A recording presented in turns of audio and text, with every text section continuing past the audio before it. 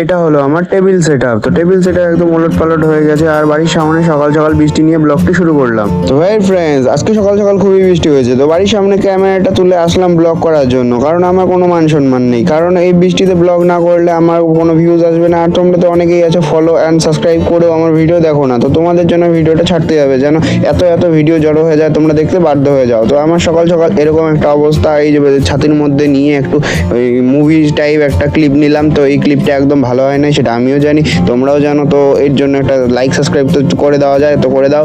তারপরে দেখো আমার একটু বডি শটই দেখাবো। এখানে বডি শটই দেখানোর পরে চলে আসলাম ঘরে। তো ভাই এখানে উল্টা হয়ে একদম ঘুমিয়ে আসে, এখন বাজে সকাল 9টার মতন, তাও ওর ঘুম ভাঙেনি। তো আর কি বলা যায়, ওকে আর কিছু না বলে আমি চলে আসলাম আমার টেবিল সেটআপে। তো টেবিল সেটআপের মধ্যে এখানে দেখতে পাচ্ছ অনেক কিছু জিনিসই আছে। তো এটা হলো আমার গোটাটা টেবিল সেটআপ। এই টেবিল সেটআপের মধ্যে এটা আমার ফেভারিট কিবোর্ড, যেটা আমি খুব কম দামে নিয়েছি। এটা হলো কিবোর্ড, আর ওদিকে আছে আমার মাউস। এটা হলো আমার মাউস। তো এই মাউস কিবোর্ডের বিষয়ে বিস্তারিত দেখার জন্য কমেন্টে পার্ট 2 লিখে যাও।